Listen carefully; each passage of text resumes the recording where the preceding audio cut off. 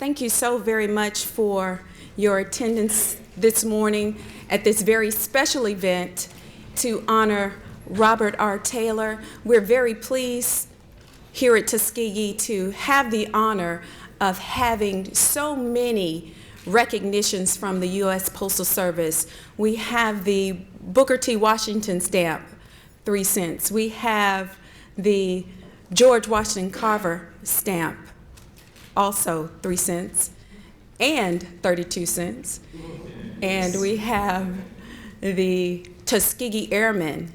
And we also have the Chief Anderson stamp. I almost forgot that one. But we're here today to honor the Forever stamp of Robert R. Taylor.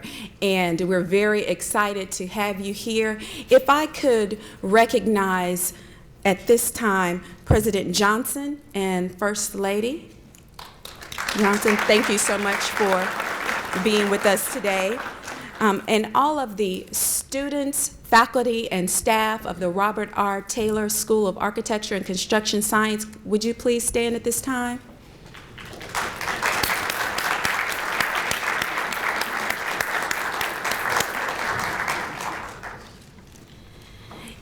Are there any state or local elected officials here today that are present to be recognized?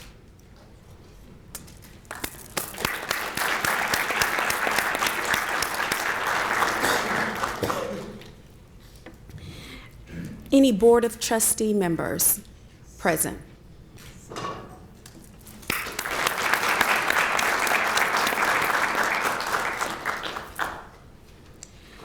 I have the honor of speaking specifically to some of the Robert R. Taylor descendants on yesterday.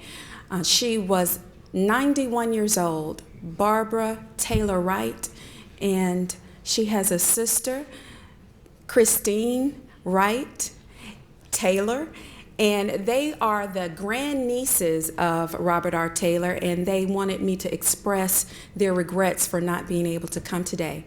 I am Dea Irene Taylor. I am currently serving as the interim dean of the Robert R. Taylor School of Architecture and Construction Science, and we have a lovely event planned for you today, and I thank you for giving us a moment of your time.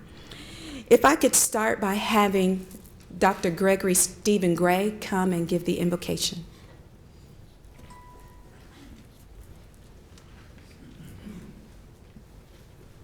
Good morning. Good morning. Let us pray.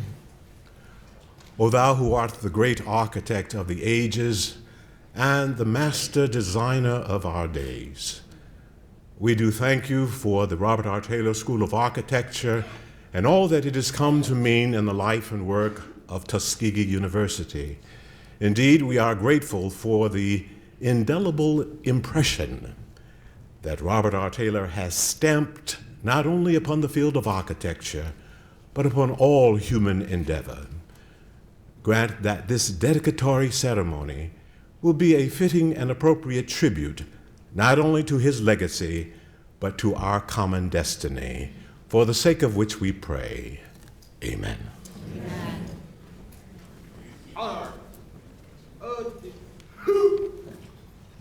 Please stand for the posting of the colors. Harry, out.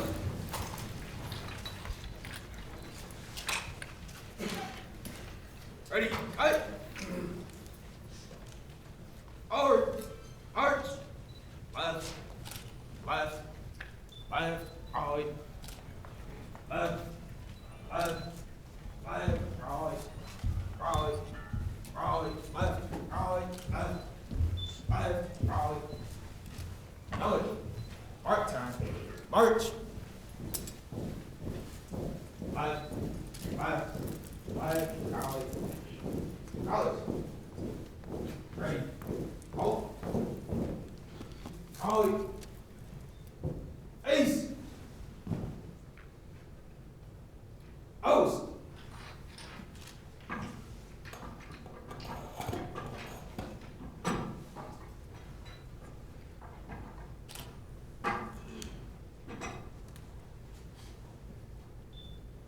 Colors.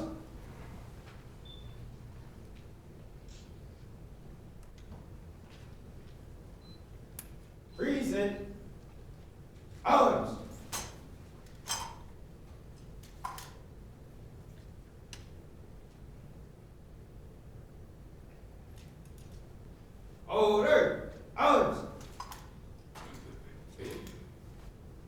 Left. Face. Forward. March. Left. Left. Left. Right. Left. Left. Left. Right. Left. Left. Left. Right. Right. Right. Left. Right. Left. Right. Next, we will have the Tuskegee University Golden Voices come forward to sing our national anthem.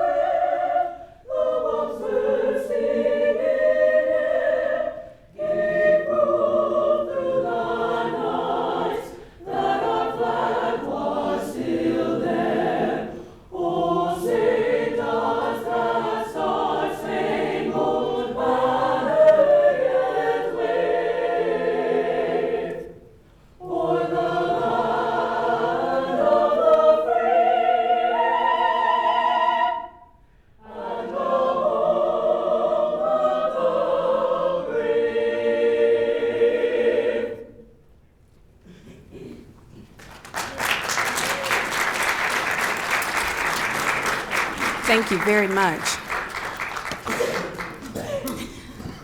That was indeed beautiful. Thank you, Golden Voices Choir. At this time, I would like to ask our illustrious president, Dr. Brian L. Johnson, to come forward to give you his welcome.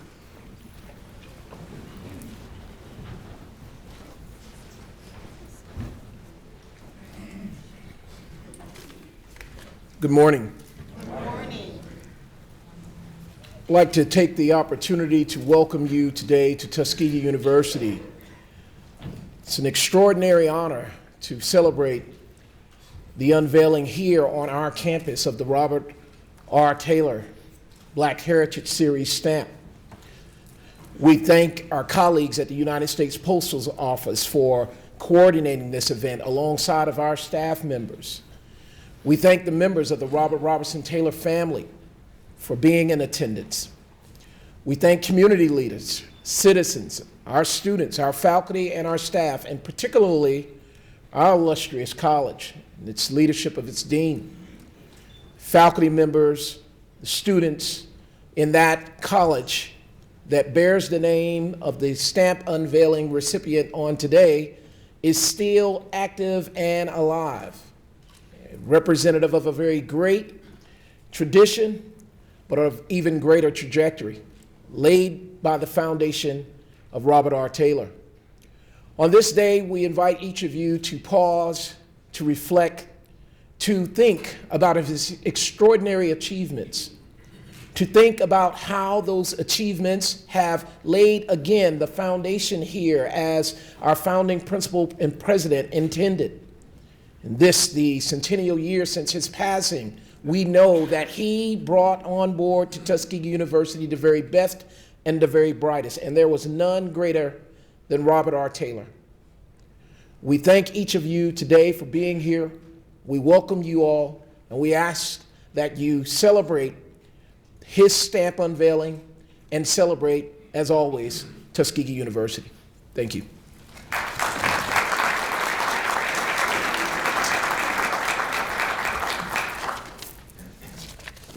Thank you, President Johnson.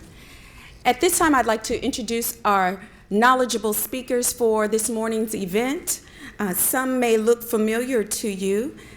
We recently had our school named for Robert R. Taylor in 2011 and had a symposium where one of our speakers presented, and one of them is Dr. Richard Dozier, who you all know as our most previous dean of the Robert R. Taylor School of Architecture.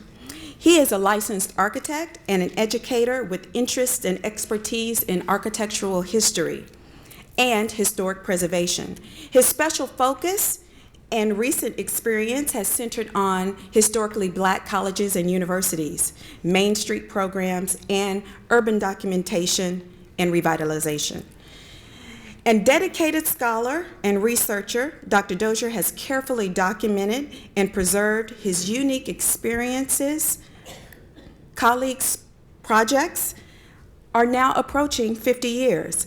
A pioneering modern researcher of the African American experience, his work has been widely published in the University of Michigan dissertation, published by University Microfilm in 1990, is among his seminal works on the revisionist studies of Booker T. Washington, Robert R. Taylor, Tuskegee, and its pioneer program. After Dr. Dozier speaks, we will also have Dr. Ellen Weiss. She is a graduate of the Oberlin College with a Master's of Arts and a PhD from the University of Illinois. Her first book was City in the Woods, The Life and Design of an American Camp Meeting on Martha's Vineyard. This is about Oak Bluffs, where Taylor worked during his MIT summers. Professor Weiss taught in a number of colleges and schools of architecture, including nearby Auburn University. She then spent 24 years at Tulane University School of Architecture in New Orleans, retiring on the day that the book Robert R. Taylor and Tuskegee came out. At this time, please welcome Dr. Richard Dozier and Dr. Ellen Weiss.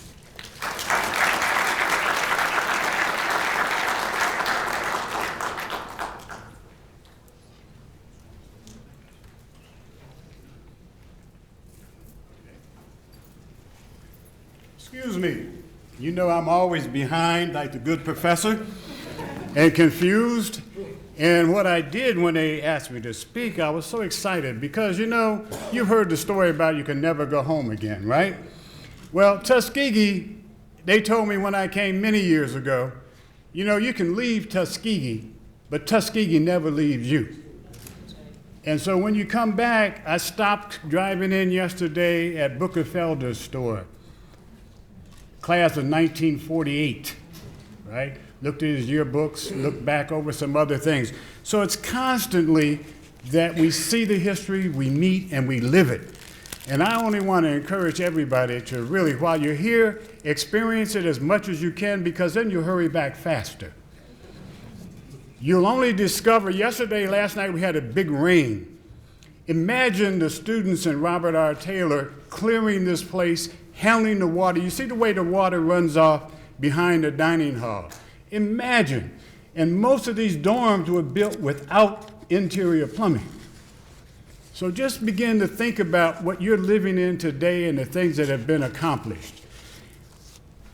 So what I'll try to do, just briefly, I had put together, again, like a good historian, a great lecture. But then I said, you know, you're taking this time out of your day, I shouldn't bog you down with all of that. So I'll throw out the lecture and I'll just put the questions to you. Okay? Just a few, 3 questions that everyone who's involved and has some knowledge of Tuskegee should be very much aware of. And, you know, recently Tuskegee was honored. It was one of 8 prestigious HBCUs to be visited by the C-SPAN bus. And I met your president for the first time on television. And I was quite proud that he mentioned Robert R. Taylor. He also added the A to the STEM education. Dean Burge is here somewhere, so that we get STEAM. He said, I think that our A was for agriculture. But you know, I wanted to be for architecture. But that was quite an event, and you should all be very proud of that.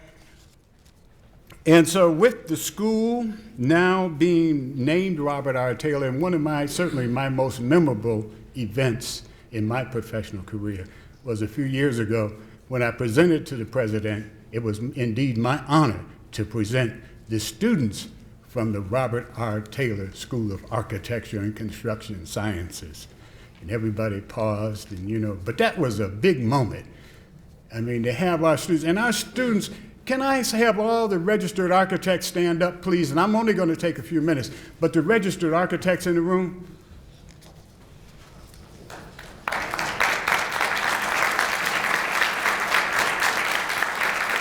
And if the one member of the College of Fellows will stand up again.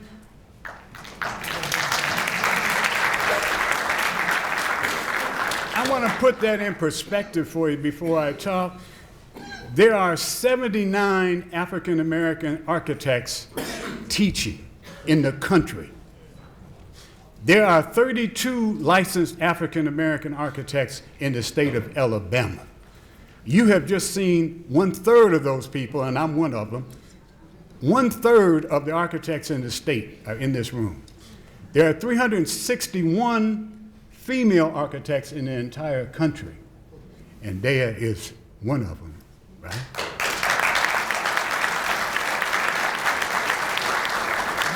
When you watch C-SPAN again, and you see the Capitol being renovated and the things going up, one of our graduates involved in that. We have architects across this country who have graduated from Tuskegee. We make an impact, we make a difference. And that's Robert R. Taylor's legacy.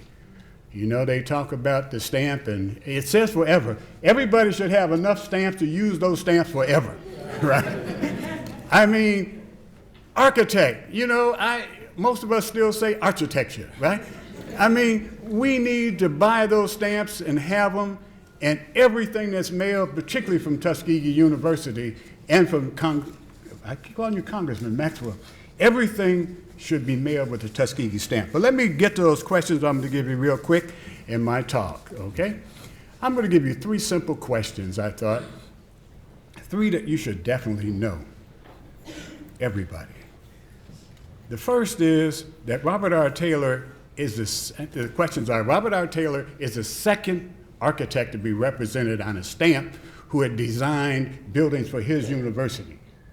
And that architect also used his architecture to teach students the orders of architecture.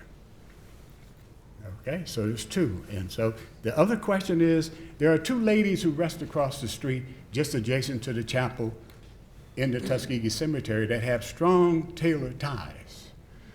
Okay, the third question is, there were 2 architects who received a PhD or honorary PhD from Lincoln University. And who are those 2 architects prior to 1950? So you think about that, and I know as Tuskegee people, you probably got all the answers, but let me go back.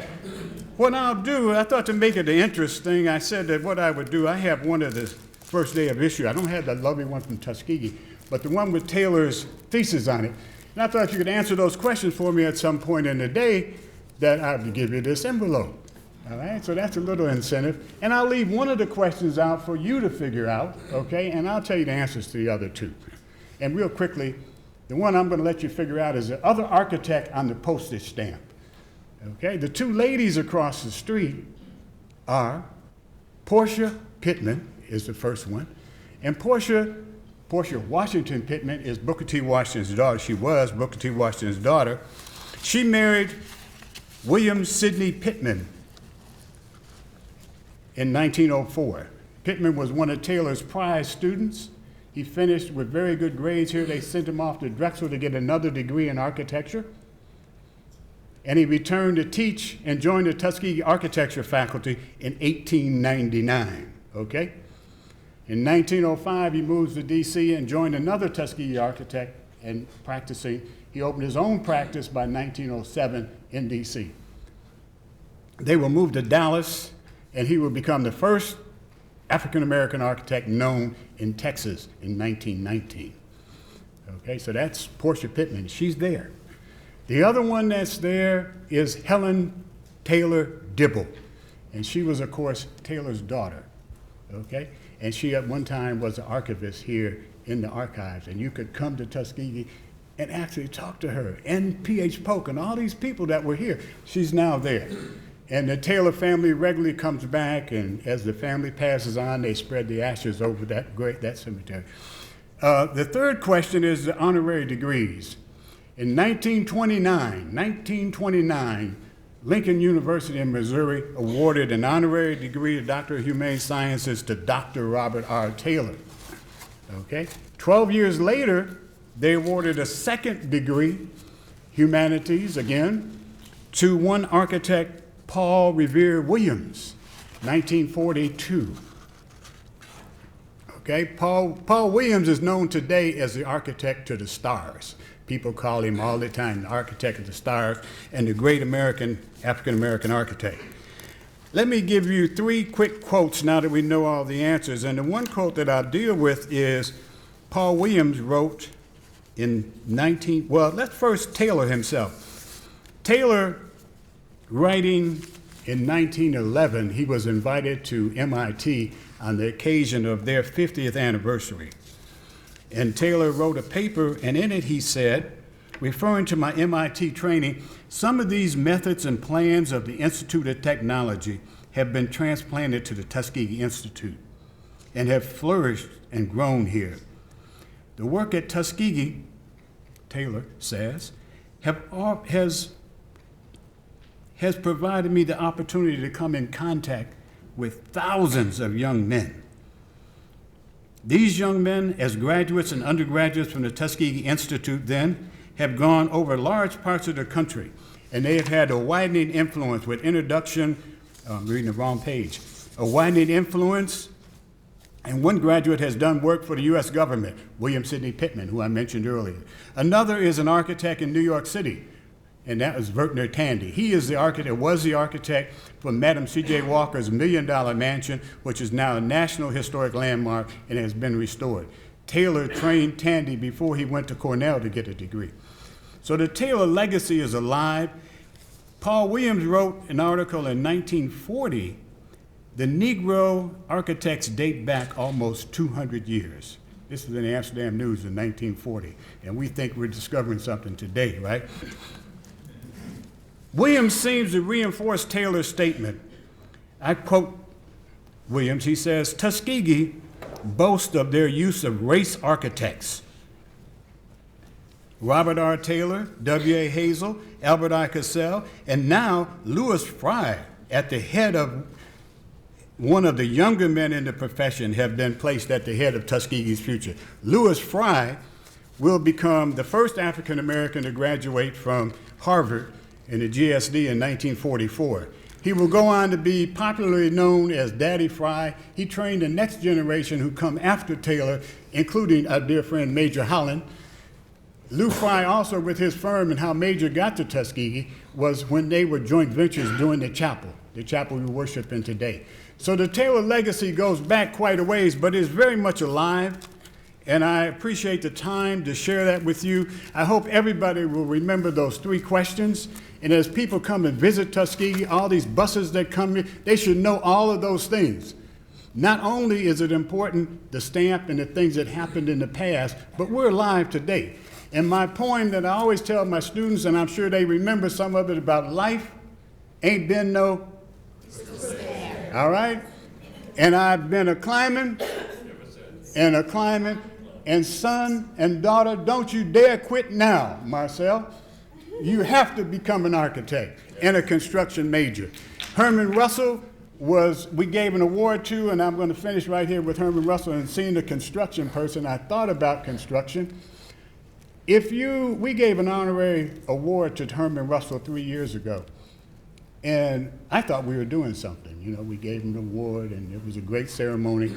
And if you've been to Atlanta, if you fly in Atlanta, sleep in Atlanta, go to a hotel in Atlanta, buy something in the airport, you have gone through an H.J. Russell building. Herman Russell was a 1952 construction science graduate at Tuskegee. Vernon Jordan gave the eulogy, Andy Young gave the benediction, and the day before, Congressman John Lewis eulogized him, and he is one of our graduates, 1952. Thank you very much.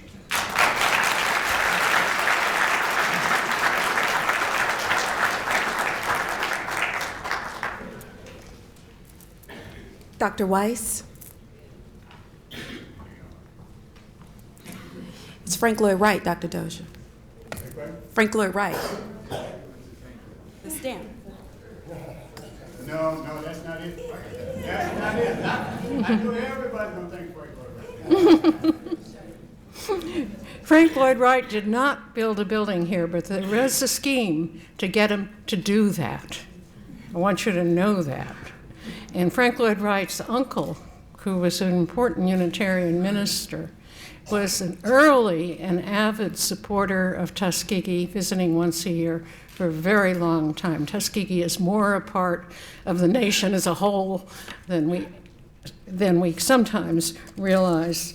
I want to say, go off message for just a second to say that driving in yesterday and walking around this morning is such a wonderful experience. I haven't been here for 3 years, and it is like coming home, even for me. I am so impressed with the quality of the campus and how things are just spiffed up and beautiful and maintained, and historic buildings are thriving, and even there's a historic interior still in the old administration building. I think people here, everyone here, is beginning to understand how important it is that this historic environment is necessary, or at least all the flavor of the future. The future is one wonderful thing, but it does build on a strong past, and you've got it. I want to thank Tuskegee, and I want to thank the United States Postal Service for bringing me here today. I want to thank Dean Emeritus Dozier for another day some 30 years ago when he encouraged my curiosity about Robert R. Taylor.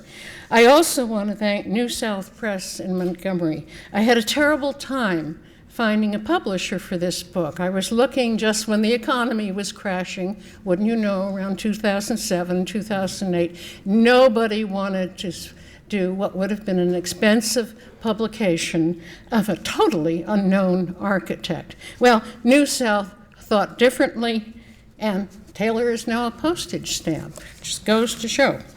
Born shortly after the Civil War, and as it happened, on Frank Lloyd Wright's first birthday, Robert Robinson Taylor grew up in the remarkably integrated port city of Wilmington, North Carolina. His prosperous father, who was technically enslaved before emancipation, could afford to send him to MIT, which is amazing right there. In 1892, 5 months after graduating, Taylor arrived in Tuskegee as architect and teacher of architectural and mechanical drawing for every trades division. Taylor left for Cleveland at one point. I think he was just plain exhausted from having too many students. A number of people here will know about that. But he continued to design for the Institute. He returned in 1902 for 30 more years as architect and as head of the Boys Industrial Department with its 20-plus trades divisions. Taylor's buildings are all around us, and they are wonderful. They are colonial, quote, colonial in style, a style that came into fashion in white schools at about the same time because everybody was tired and bored out of their minds by the previous period, the high Victorian period, but everything was tall and pointed upwards and too many stories, and then had these spiky roofs up there. Colonial was also safer because students could exit a low building quickly in case there was a fire. Taylor's buildings also displayed the richly textured and multicolored bricks that the students had made. Taylor contributed the building's individual shapes, the elegant proportions, witty details, and occasional rhythmic syncopations in window shapes and placement. I ask you to consider the west side of Tantum Hall or the varied windows of the former Carnegie Library. Taylor would not do boring.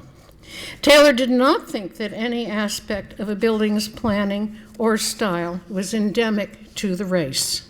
A Negro building, and I'm putting that phrase in quote, air quotes, a Negro building, he said, was one that was financed, designed, built, owned, and occupied by Negroes.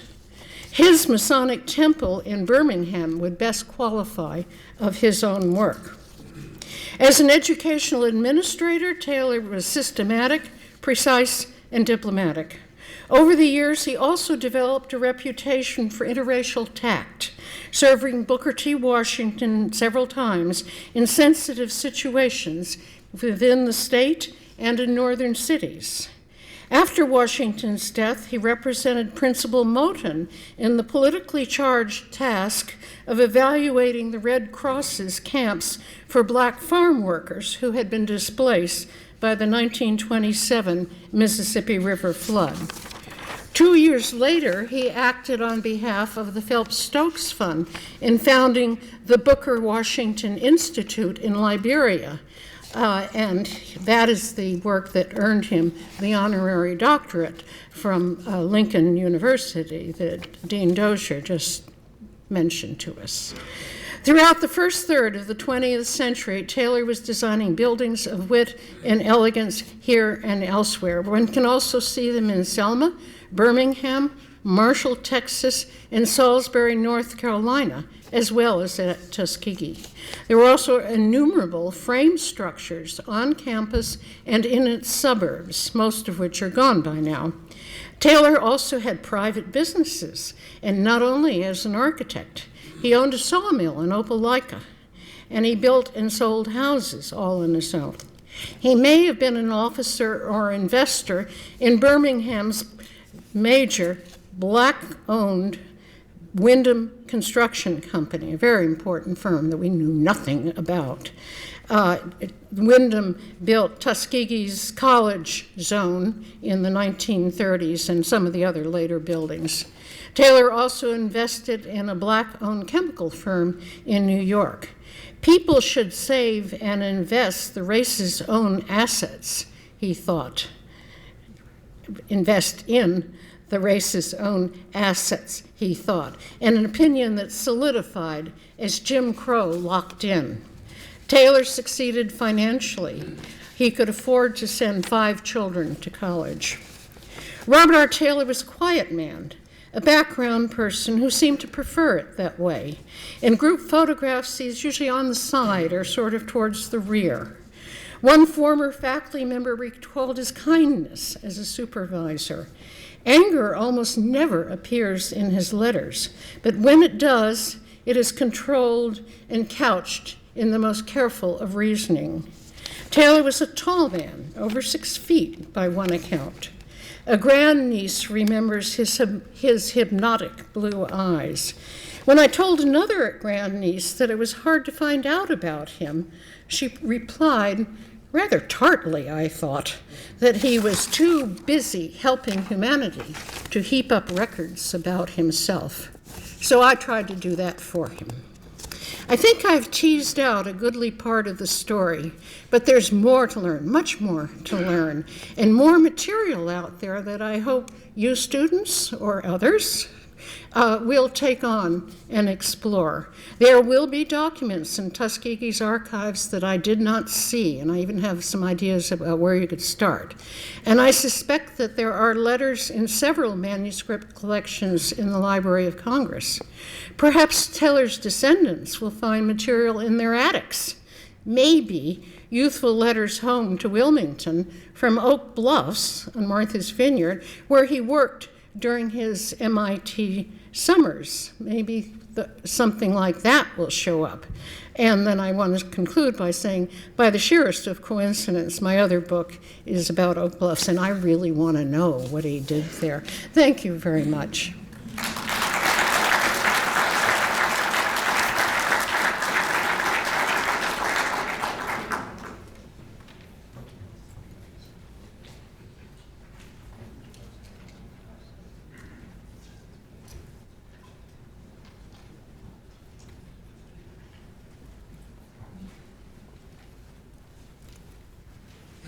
Thank you very much, Dr. Stozier and Weiss. One of the constituencies that I did not recognize that I'd like to do so at this time is all of the Tuskegee University alumni. Will you please stand and be recognized at this time?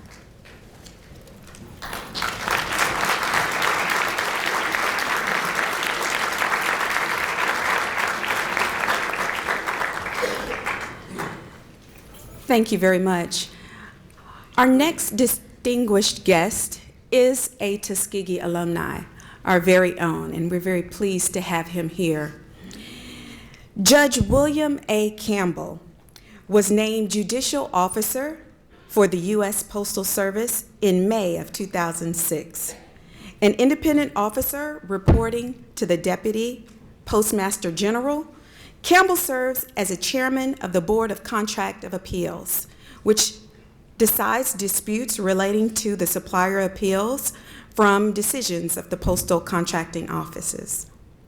He also has responsibility for matters that protect the U.S. Postal Service and its customers, including issuing decisions on disputes involving postal laws and regulations, such as false representations, lottery orders, mailability, debarments, and issues related to mail privileges for periodicals.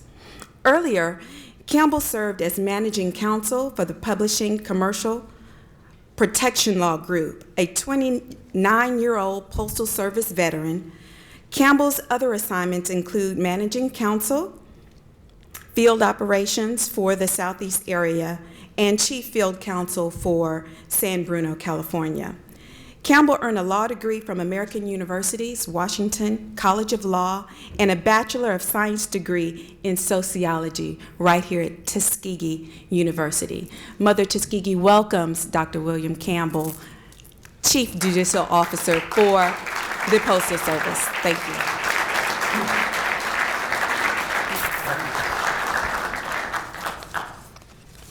Well, thank you for those kind remarks, Diane, particularly the one that you called me 29 years old. I actually been in the Postal Service for almost 30 years, but I'll take being 29 years old any day. I kind of challenge anybody to try to figure out what it was that Diane just read. I mean, I've been meaning to simplify that and put it in plain English, but that's not really what lawyers do, so we'll just keep it complicated. It's true, let me get my glasses on. That's another reason I'm not 29 years old. I'm always delighted to come back to Tuskegee, and particularly as you've heard, I went to school here, but I was also born here back in 1950. But I'm particularly delighted to be back at my alma mater to celebrate the life and the legacy of the trailblazing architect and educator Robert R. Taylor with the issuance of a new commemorative forever stamp. And it's fitting that we're doing so here in Tuskegee, where Mr. Taylor spent most of his career and for whom the Taylor School of Architecture and Construction Science was named. At the Postal Service, we sometimes refer to stamps as our nation's calling cards because they celebrate our culture, remind us of our history, help us appreciate our heritage. Stamps, in general, reflect America, and that's what our Black Heritage Series is all about. The Black Heritage Series began in 1978 with a stamp honoring Harriet Tubman. Since then, the series has helped educate Americans about the achievements of many other noted Americans, like Dr. Martin Luther King, Jackie Robinson, Thurgood Marshall, Shirley Chisholm, Ray Charles, and Althea Gibson. Today, the Robert R. Taylor joins this illustrious group by becoming the 38th honoree of our Black Heritage Stamp Series. We chose Mr. Taylor for this honor for several reasons. There are precious few people who have both the opportunity and the will to seize that opportunity to make the positive changes in the world around them. Robert R. Taylor is one such person. To begin with, as both the first black graduate of the Massachusetts Institute of Technology, or MIT, and the country's first academically trained black architect, Mr. Taylor's success expanded opportunities for African Americans in fields that had largely been closed to them before. Then, when Tuskegee's founder, Booker T. Washington, recruited Mr. Taylor to serve as Tuskegee's campus architect, planner, construction supervisor, Mr. Taylor helped show the world what an all-black institution could be. Upon Mr. Taylor's arrival at Tuskegee in 1892, the school was an assortment of cottages and cabins, simple wood frame brick buildings scattered across a very large area. In the decades that followed, Mr. Taylor designed and oversaw the construction of dozens of new buildings, including libraries, dormitories, lecture halls, faculty housing, industrial workshops, and hospitals, all built in an elegant, dignified style that befitted his personality and that of Tuskegee University. To this day, many of Mr. Taylor's structures like Armstrong Hall, Rockefeller Hall, Tantum Hall, White Hall, and the Emorys are not only still standing and being used, but they're also inspiring and motivating current students to succeed. I remember I stayed in Emory for my first year here, and and I drove by the other day, and it's still here. That's a testament to Mr. Taylor's longevity of planning. A couple of other buildings that I didn't mention in that particular group I'd like to talk about is John Andrew Hospital is another building he built. I understand it's not being used now, but it has a sentimental favor for me because I was born there.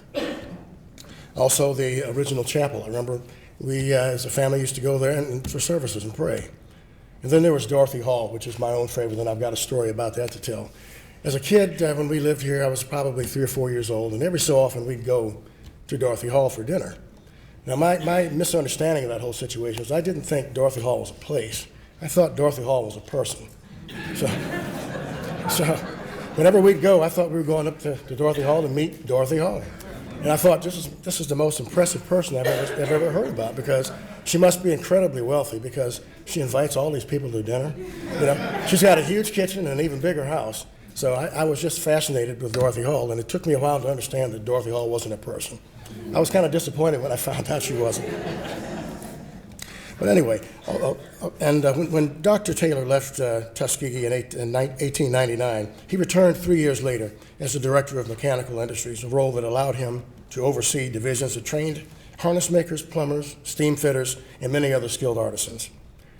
When Mr. Taylor died in 1942, a Tuskegee colleague noted that as he stood as, quote, a type of American which the nation, without regard to race or creed, can point to with pride and satisfaction.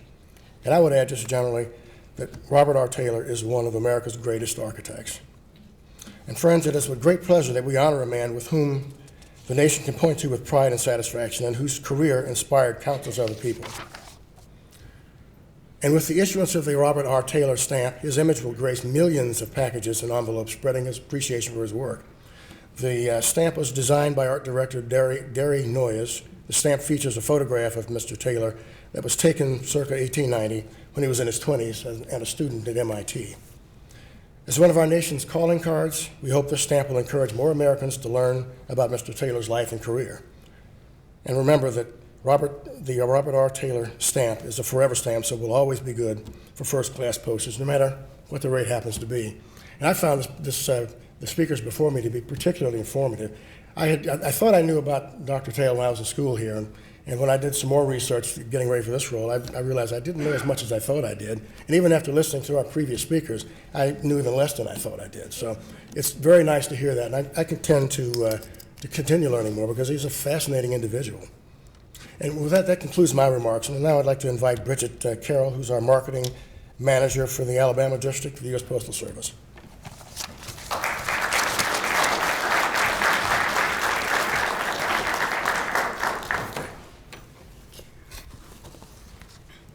Good morning, everyone.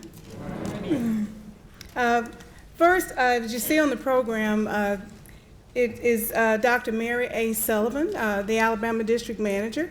Unfortunately, she will not be able to be here today, and I'm sending her regrets because she really wanted to be here, but the weather is really bad up in Birmingham, well, really North Alabama.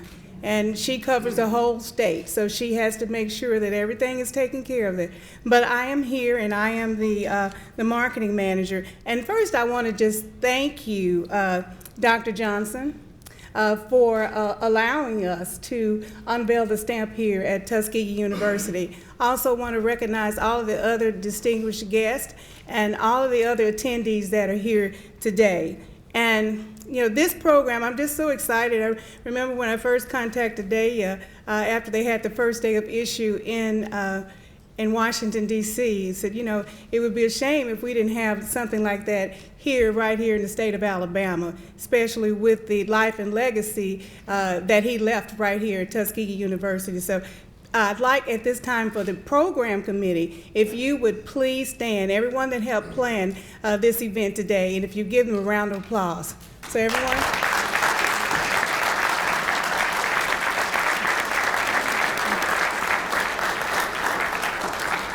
I think they did an outstanding job. So first of all, the Postal Service is an integral part of the fabric of our community. Even in an increasing digital world, the Postal Service remains part of the bedrock infrastructure of the American economy, servicing its people, our businesses, and binding the nation together. The Alabama District of the United States Postal Service is very proud of our over 9,000 employees who work in over 4 processing plants and over 600 post offices throughout the states. They also represent an astonishing network of people who collect, process, transport, and deliver our mail. Some of these such people, and we talked about some first, I want to acknowledge some of the first in the Postal Service. Our new Postmaster General, Megan Brennan, is the first female Postmaster General. That is a huge accomplishment. Also, Ronald Stroman, he's the first African-American Deputy Postmaster General. And we have our distinguished guest here today, Judge William Campbell, who's the first Chief Judicial Officer for the Postal Service. So I think those are some accomplishments and things to be proud of. And I'd also at this time like to recognize the Postmaster of Tuskegee, Miss Elaine Taylor, if you please stand. And also her boss, Mr. Michael Carlin, who's the manager of post office operations for all of the post offices that are in this area. And finally, I'd like all postal employees that are here to please stand today.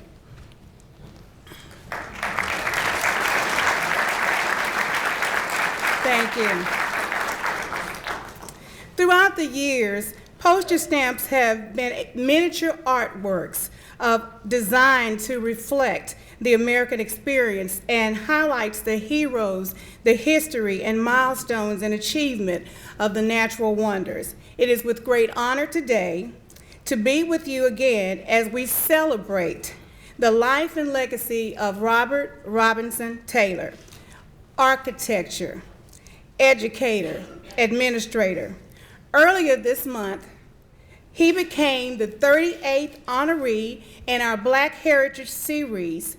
Booker T. Washington, who shares his history here as with Robert R. Taylor, was the first African American to be featured on a postage stamp back in 1940. The Robert Robinson Taylor stamp is a forever stamp, and that means it could be purchased at the current first-class rate, and the price will never change. So that's a good thing. And now I would like to ask Judge Campbell to join me on the stage and lead the stamp dedication. Thank you.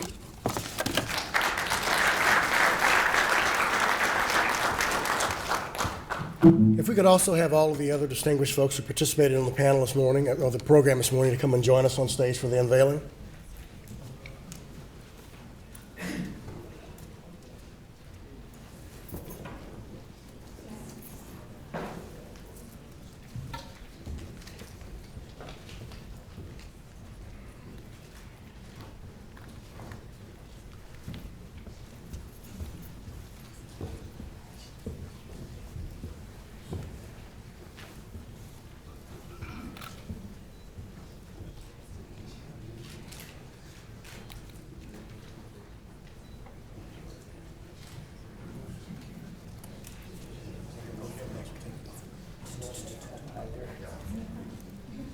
have more of you on this side. And we need to have the president of the university as close as possible.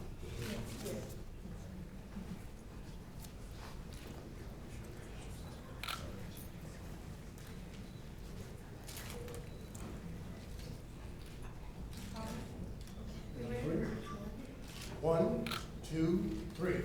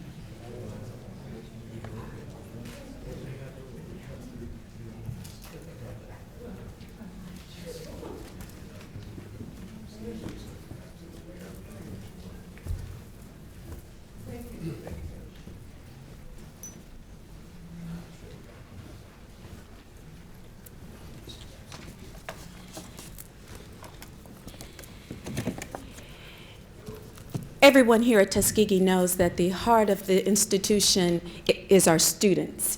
And at this time, I would like to ask Mr. Marcel Walker and Ms. Shelby Thomas to come give a student perspective of the influence of Robert R. Taylor.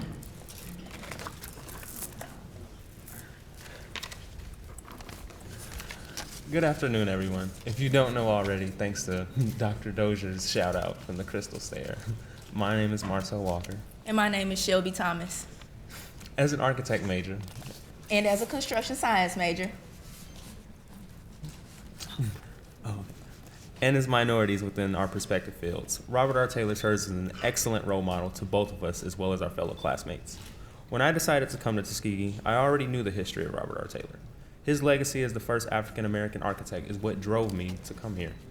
Me, on the other hand, I had no idea about the legacy surrounding me until I changed my major to construction science. It was then when I began to read on Robert R. Taylor, and I was able to find myself relating. When Robert R. Taylor left to go to MIT, he was questioned by his friends and family just as I was questioned about changing my major to construction science. When it was known that he was leaving for MIT, many people asked, what is the use? After graduation, then what, Robert? Where's the field? What opportunities exist for a young black Southerner at a white institution? And is it worth all the trouble and expenses? But throughout all the doubts from friends and relatives, Taylor's enthusiasm did not diminish. I remember it just like yesterday when I told my mom and dad that I wanted to change to construction science. They questioned me just as they did Robert R. Taylor. Construction? That's for a guy? Are you sure you'll be able to handle it? What will a construction degree give you? Shelby, I don't want you doing labor work in the field. They had so many questions, but I continued to follow my dreams. When I realized that I'm part of an ongoing legacy, it keeps me here. The teachers do too. They constantly remind me that we, the students, are the bricks. Meaning that we are the foundation upon which our communities are built. We hold each other up, and through unity, we elevate one another to new heights. When Taylor graduated MIT, you know what he did with his degree? Within a few months, he was here at Tuskegee University, using his newfound knowledge and skills to design buildings on our campus, to uplift and teach our students the value of self-worth, to let them know that we are more than Negroes, we are more than slaves, we are doctors, we are engineers, we are psychologists, we are philosophers, philanthropists, social workers, lawyers, designers, politicians, architects, Construction managers.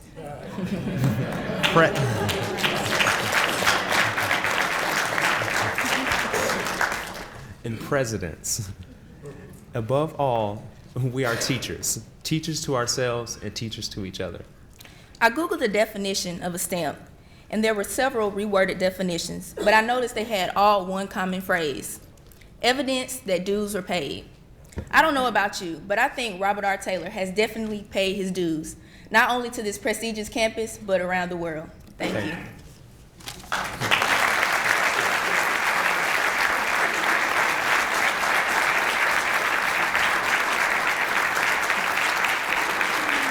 Thank you very much. This is our future, and I'm wondering which of them will have the next Tuskegee University U.S. Postal Service stamp. So please give them another round of applause.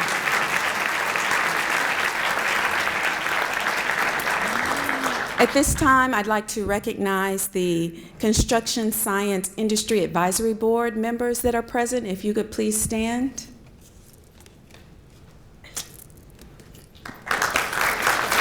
Thank you. Also present is the Construction Science Department Head, Mr. Rogers Hunt. Could you stand, please? Also a Tuskegee alumni. The Mayor of Tuskegee is also present with us. Will you please stand? There he is.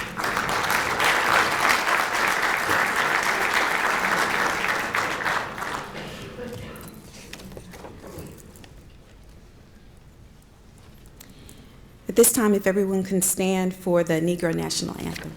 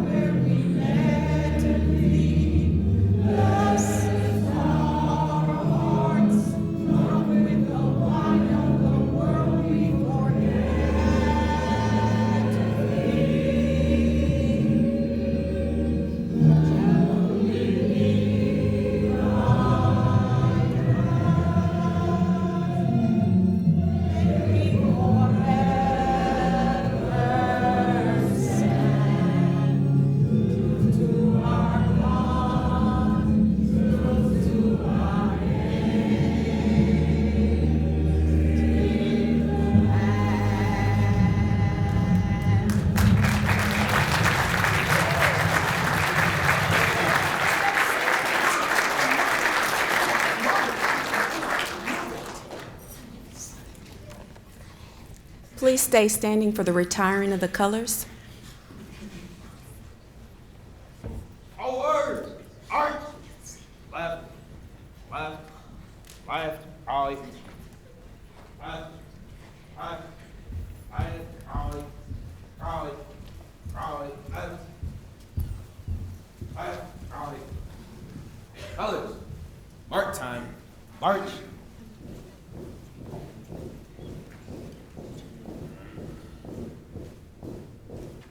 Colors, ready, oh.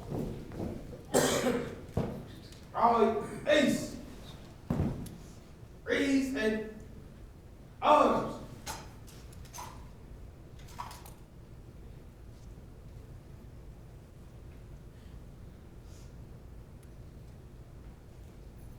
Order. Order. Arms.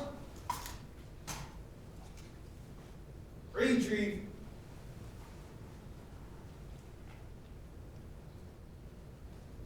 Colors.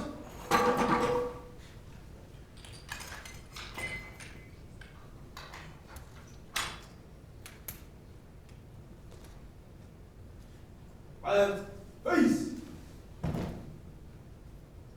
Forward, arch, left, left, left, right,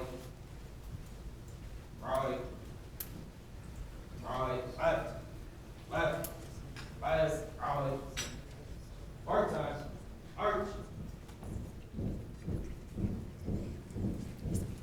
Out, ready, hold, order, out.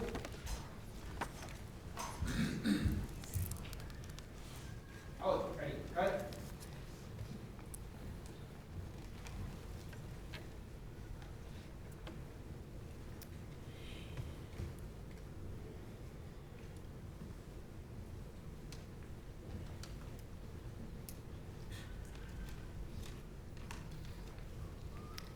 Thank you. You may be seated. At this time, I'd like to ask Ms. Elaine Taylor, Postmaster for the Tuskegee University Post Office, to give the closing remarks.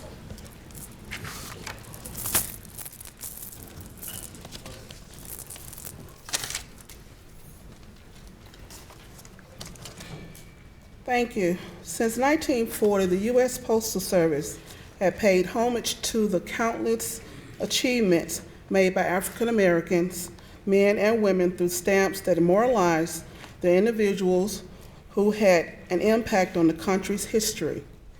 Now Robert Robinson Taylor, the first academically trained Black architect in the U.S. and coincidentally in the U.S. and on the country's history. Now Robert Robinson Taylor, the first academically trained Black American architect in the U.S. and coincidentally the great-granddaughter of Valerie Jarrett, senior advisor to President Barack Obama, has taken his place in stamp history. I especially want to thank the Tuskegee University, the Tuskegee University Joint ROT Honor Guard, the Tuskegee University Golden Voices, Shelby Thomas, and Marcel Walker. I'd like to thank all of you for taking time out of your busy schedule to join us on this special occasion. I hope that you have enjoyed today's event as much as I have. I also want to remind everyone that we will have a sign-up table outside for anybody interested in taking tours of some of the buildings that were designed by Robert Robinson Taylor. Also outside, we have some philatelic items by the Postal Service, some stamps, some cachets. And there's also a sign up for the tours. There's a reception also that's going to be held in Wilcox A building as well. Thank you.